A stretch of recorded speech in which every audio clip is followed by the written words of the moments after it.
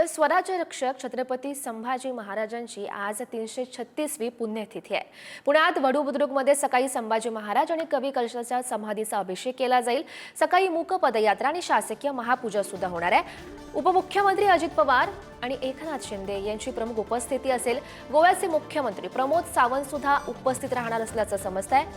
पुणे जिल्ह्याच्या श्री क्षेत्र वडू बुद्रुक या गावी 6 वाजता छत्रपती संभाजी महाराज आणि कवी कलश यांच्या समाधीवर महाअभिषेक करण्यात आला।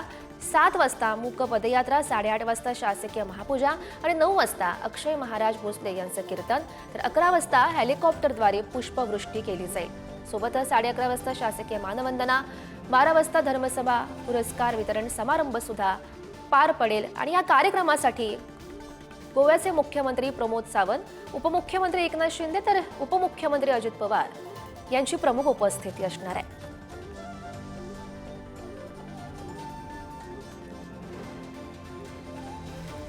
तर आपण बघू शकतो स्वराज्य रक्षक छत्रपती संभाजी महाराजांची आज 336वी पुण्यतिथी आहे। सकाळीच 6 वाजता छत्रपती संभाजी महाराज आणि कवी कलशाच्या समाधीचा अभिषेक पार पडलेला आहे। तर सकाळी मूक पदयात्रा सुद्धा निघणार आहे। सोबतच शासकीय महापूजा सुद्धा होईल आणि या संपूर्ण कार्यक्रमाला खरं तर उपमुख्यमंत्री अजित पवार आणि एकनाथ शिंदे यांची सुद्धा प्रमुख उपस्थिती पार पडणार आहे। सोबतच गोव्याचे मुख्यमंत्री प्रमोद सावंत हे सुद्धा या कार्यक्रमाला उपस्थित राहणार अशी माहिती मिळते। सकाळी 6 वाजता हा महाअभिषेक करण्यात आला। त्यानंतर 7 वाजता खरं तर या संदर्भातली मूक पदयात्रा पार पडणार अशी माहिती मिळते। या संदर्भात अधिकची माहिती जाणून घेऊयात। आमचे प्रतिनिधी तुषार झरेकर सध्या आपल्यासोबत आहेत। तुषार, खरं तर प्रमुख उपस्थिती असणार आहे अजित पवार, एकनाथ शिंदे आणि प्रमोद सावंत गोव्याचे मुख्यमंत्री यांची। आज छत्रपती संभाजी महाराजांची पुण्यतिथी आहे। कसं नेमकं नियोजन असेल आजच्या दिवसाचं? नक्कीच एकंदरीत जर आपण पाहिलं तर छत्रपती संभाजी महाराजांची पुण्यतिथी सोहळा खरं तर वडू या ठिकाणी संपन्न होतोय। आणि या ठिकाणी जर आपण पाहिलं तर उपमुख्यमंत्री अजित पवार हे या ठिकाणी दाखल झालेले आहेत। ते खरं तर आता माध्यमांशी संवाद साधतील। आपण हे दिलं ना एक मिनिट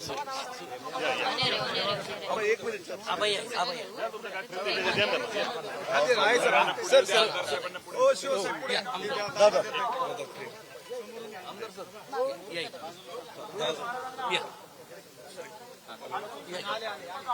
ओके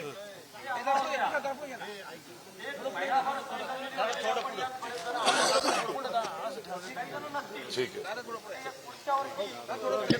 आज बलिदान स्थळाला काय भावना आहे?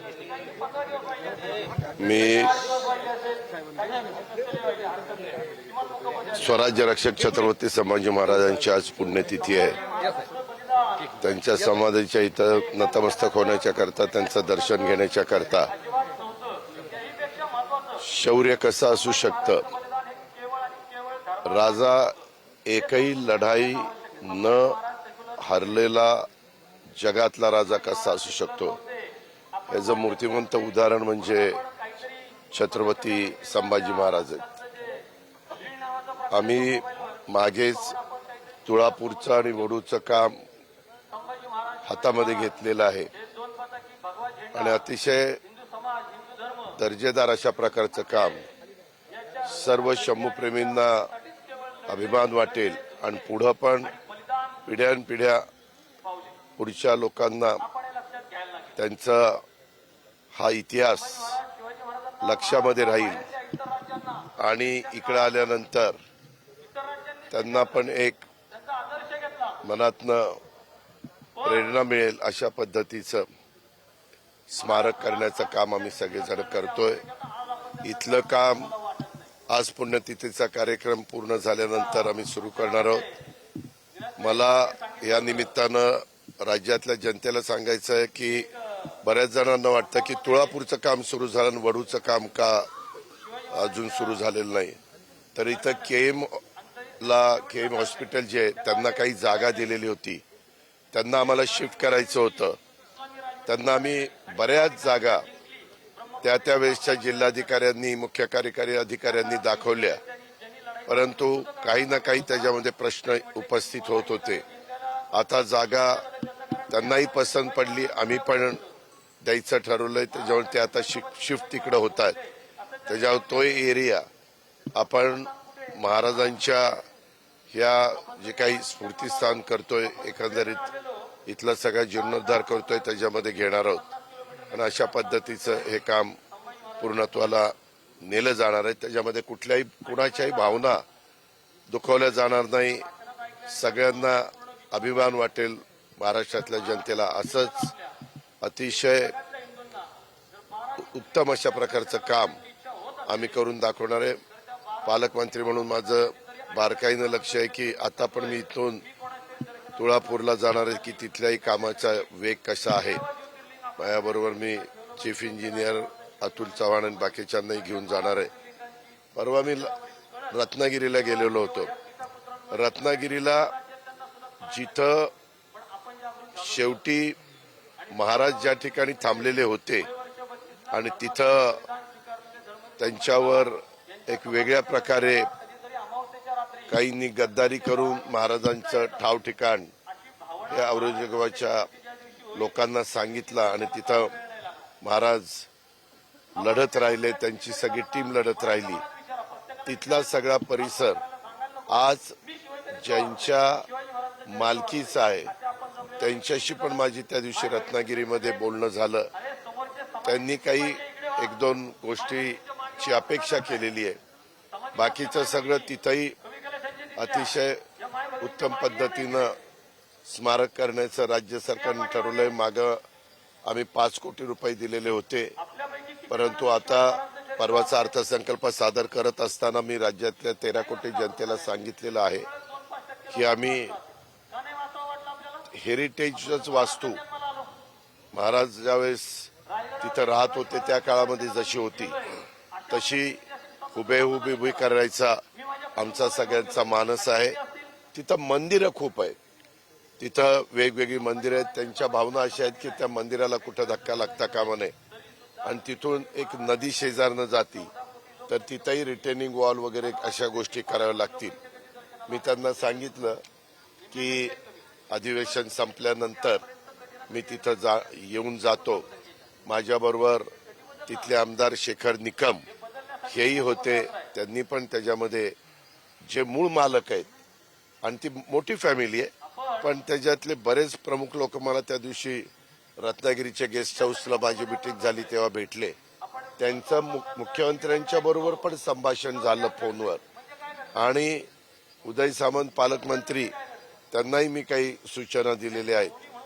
पण आता आज पुण्यतिथी, उद्या गुढीपाडवा आहे, परवा मला वाटतं रमजानचा ईद आहे आणि त्याच्यानंतर 1 एप्रिल. त्याच्यामुळे मी एप्रिल महिन्यातच तिथं जाणार आहे आणि ते सगळं घेऊन जाताना इंजिनियर लोक, आर्किटेक्ट लोक, जुनी लोक वेगवेगळी तिथं आत्ता जे हयात आहेत ती काही गोष्टी सांगतात त्या आणि साधारण कशा प्रकारे ते असावं असं तो सगळं करून त्याला कितीही रक्कम लागली तरी राज्य सरकार त्याच्यामध्ये कुठले अडचण येऊन देणार नाही. संपूर्ण रक्कम उभी करून आम्हाला संगमेश्वरचं, वडूचं, तुळापूरचं हे तिन्ही स्मारक हे अतिशय चांगल्या पद्धतीनं करायचे आणि ते आम्ही करणार. दादा, इतिहासामध्ये छत्रपती संभाजी महाराजांवरती जेवढं लिहिलं जावं किंवा त्यांचा इतिहास लोकांपर्यंत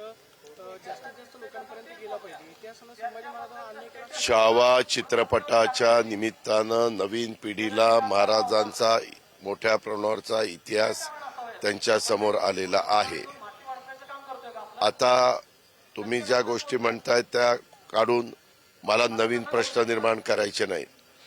नवीन पिढीला आणि बाकीच्या सगळ्या महाराष्ट्रातल्या मराठी माणसाला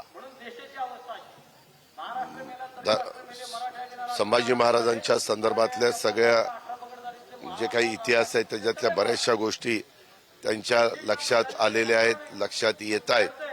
आणि आता मी आता जो बोललो त्या गोष्टी, त्या सगळ्या बाबी राज्य सरकारने पुढाकार घेऊन पूर्ण केल्यानंतर पुढं तुम्ही जो प्रश्न विचारला तशा पद्धतीचे प्रश्न विचारायची वेळ येणार नाही.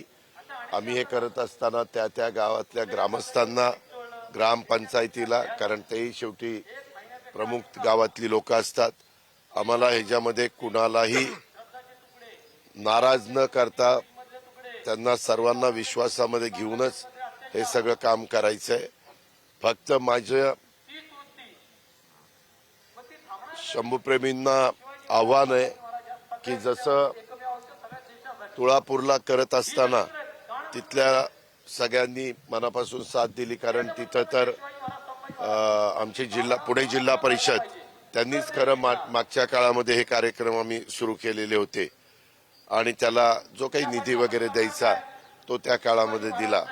परंतु आता ते देशाच्या स्तरावरचं भव्य दिव्य स्मारक व्हावं आणि त्या स्मारकाच्या निमित्तानं महाराजांचा इतिहास हा देखील आम्हाला मराठीमध्ये, हिंदीमध्ये जे लोक पाहायला येतील त्यांना ते समजेल अशा प्रकारची सगळी व्यवस्था आम्ही त्याच्यामध्ये करतोय. हे सगळं काम करत असताना अजून कुणाच्या मनामध्ये काही चांगल्या सूचना असतील, चांगल्या कल्पना असतील तर त्यांचंही मनापासून स्वागत करून आम्ही त्यांच्याशी पण चर्चा करायची आमची तयारी.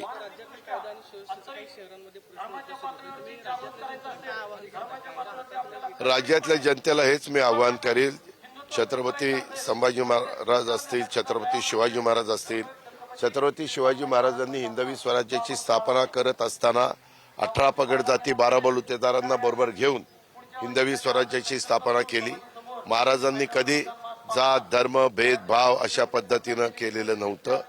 त्यांच्या एकंदरीत महाराजांच्या जो इतिहास लिहिला गेलेला आहे किंवा इतिहासात जे काही पानं आहेत त्याच्यामध्ये वेगवेगळ्या समाजाची, धर्माची, पंथाची लोकांनी हिंदवी स्वराज्याची स्थापना करण्याच्या करता मनापासून महाराजांना साथ दिलेली इतिहासामध्ये नोंद आहे. आणि त्यामुळं कधी काही जण वेगळ्या पद्धतीनं काही लोकांच्या समोर आणण्याचा प्रयत्न करतात. कृपा करून महाराजांना एका समाजापुरतं मर्यादित करू नका. महाराज सर्वांचे होते, महाराष्ट्राचे होते, हिंदवी स्वराज्याचे होते आणि तेच काम छत्रपती शिवाजी महाराजांनी पण केलं. नंतरच्या काळामध्ये छत्रपती संभाजी महाराजांना 9च वर्ष मिळाली, परंतु त्यांच्याबद्दल एवढा एक भीती त्यावेळेस औरंगजेबाने घेतलेली होती, कारण संभाजी महाराज अतिशय शौर्य कसं असू शकतं ह्याचं मूर्तिमंत उदाहरण म्हणजे संभाजी महाराज आहे. आणि त्याच्यामुळं वेगळ्या मार्गाने त्याच्यात काही आपल्यातल्याच लोकांनी फितुरी केली, गद्दारी केली आणि त्याच्यातून तो सगळा इतिहास घडलेला आहे. तरी त्याच्यामुळं आपले शिवशाहू फुले आंबेडकरांची विचारधारा जशी आहे, सर्व जाती धर्माच्या लोकांना बरोबर घेऊन आपल्याला पुढे जायचंय आणि त्याकरता सगळ्यांनी सहकार्य करावं, सगळ्यांनी साथ द्यावी.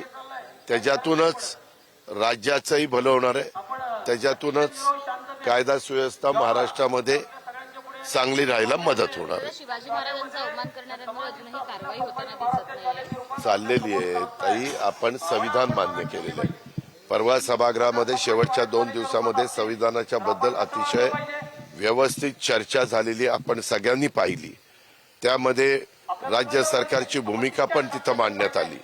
आता उद्याच्याला एखादी गोष्ट कुणी केली तर लगेच त्याला त्या काळात, राजांच्या काळात जसं कडेलोट करा, फाशी द्या असं पूर्वीच्या काळामध्ये राजे रजवाड्यांच्या काळात घडायचं, तसं होत नाही. संविधानाने प्रत्येकाला त्याचं म्हणणं पण मांडण्याचा अधिकार दिलेला आहे आणि त्या गोष्टी तातडीनं होऊन फास्ट ट्रॅक कोर्टवर घेऊन या सगळ्या जे कोणी दोषी आहेत, जे कोणी समाजामध्ये एक अस्थैर्य निर्माण करतात, यांचा बंदोबस्त त्या ठिकाणी केला जाणार आहे. धन्यवाद. छत्रपती संभाजी महाराजांचं दर्जेदार स्मारक बांधणार असं उपमुख्यमंत्री अजित पवार यांनी नुकतंच म्हटलं. तर वडू आणि तुळापूरमध्ये याचं काम प्रगतीपथावर सुरू झालं आहे असंही त्यांनी म्हटलेलं आहे. तर संगमेश्वरमध्ये सुद्धा छत्रपती संभाजी महाराजांचे स्मारक उभारलं जाईल असंही अजित पवार यांनी म्हटलेलं आहे. नुकताच त्यांनी माध्यमांशी संवाद साधला.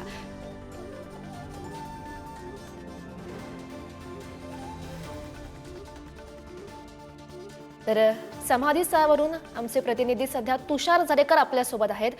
तुषार, आपण सध्या बघू शकतोय नुकतेच अजित पवार पोहोचलेले होते, ज्यांनी नुकतंच समाधीचं छत्रपती संभाजी महाराजांच्या समाधीचं दर्शन घेतलं. सध्याचं काय वातावरण त्या ठिकाणचं? नक्कीच एकंदरीत जर आपण या संपूर्ण ठिकाणी जर आपण पाहिलं तर मोठ्या प्रमाणामध्ये शंभू भक्त आहेत ते या ठिकाणी दाखल आहेत आणि ते खरं तर छत्रपती संभाजी महाराजांच्या या समाधी स्थळाचं दर्शन घेण्यासाठी या संपूर्ण वडू नगरीमध्ये दाखल झाल्याचं एकंदरीत पाहायला मिळते. उपमुख्यमंत्री अजित पवार हे या ठिकाणी आले होते, त्यांनीही खरं तर समाधीचं दर्शन घेतले आणि ते पुढे मार्गस्थ झाल्याचं एकंदरीत पाहायला मिळतंय. आता काही वेळामध्ये जर आपण पाहिलं तर या संपूर्ण कार्यक्रमाला आता सुरुवात होताना एकंदरीत पाहायला मिळतीये. जे शंभू भक्त आहेत ते मोठ्या संख्येने खरं तर या संपूर्ण वडू नगरीमध्ये दाखल झालेले आहेत आणि ते आता या ठिकाणी जी मुखयात्रा निघणार आहेत त्या यात्रेमध्ये सहभागी होण्यासाठी हे संपूर्ण जे तरुण आहेत ते सहभागी झालेले आहेत. मोठ्या संख्येने यावर्षी महिलांचाही सहभाग वाढताना पाहायला मिळतोय.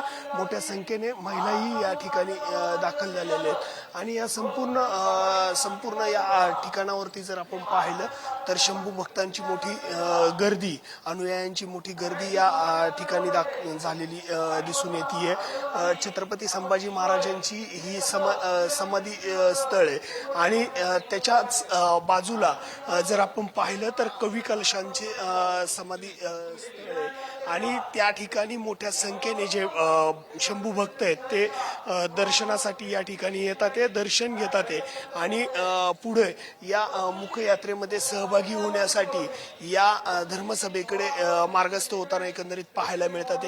काही वेळातच खरं तर या ठिकाणी शासकीय महापूजा होईल. शासकीय महापूजेनंतर कीर्तन सोहळा संपन्न होईल आणि कीर्तन सोहळा संपन्न झाल्यानंतर इतर जे महत्वाचे कार्यक्रम आहेत ते सहभागी होतील आणि त्यामध्ये जर आपण पाहिलं तर धर्मसभेचं महत्वाचं आयोजन असतं. ते धर्मसभेचं आयोजनही या ठिकाणी केलं जाणार आहे आणि त्यामध्ये जर आपण पाहिलं तर छावा चित्रपटाचे निर्माते आहेत त्यांना खरं तर या संपूर्ण प्रतिष्ठानच्या मार्फत यावेळेस पुरस्कार देण्यात येणार आहे आणि तो पुरस्कारही देण्यासाठी राज्याचे उपमुख्यमंत्री एकनाथजी शिंदे खरं तर त्या कार्यक्रमासाठी सहभागी होतील. त्याआधी जर आपण पाहिलं तर मोठ्या संख्येने राज्यातील जे महत्वाचे मंत्री आहेत ते या ठिकाणी उपस्थित राहणार आहेत. त्यामध्ये आदिती तटकरे असतील, त्यानंतर खासदार उदयनराजे असतील, असे अनेक जे मंत्री, खासदार, आमदार आहेत ते या ठिकाणी या कार्यक्रमासाठी हजेरी लावताना एकंदरीत आपल्याला पाहायला मिळेल. गौरी. हो तुषार, आपण बघतोय खरं तर शिवप्रेमींची मोठ्या संख्येनं आपली गर्दी दिसते. सकाळी खरं तर संभाजी महाराज आणि कवी कलशाच्या समाधीचा अभिषेक पार पडला आणि त्यानंतर आता ही शासकीय महापूजा होणार आहे. आजच्या दिवशी नेमकं काय घडतं, कोणकोणते कार्यक्रम होतात हे बघणं सुद्धा महत्त्वाचं असेल. तुषार, धन्यवाद दिलेल्या सविस्तर माहितीसाठी. आपण हे दृश्य सध्या बघू शकतो, थेट समाधी स्थळावरची ही दृश्य आहेत ज्या ठिकाणी छत्रपती संभाजी महाराज यांच्या समाधीचं दर्शन घेण्यासाठी मोठ्या संख्येनं खरं तर शिवप्रेमी एकवटलेले आपण बघू शकतोय.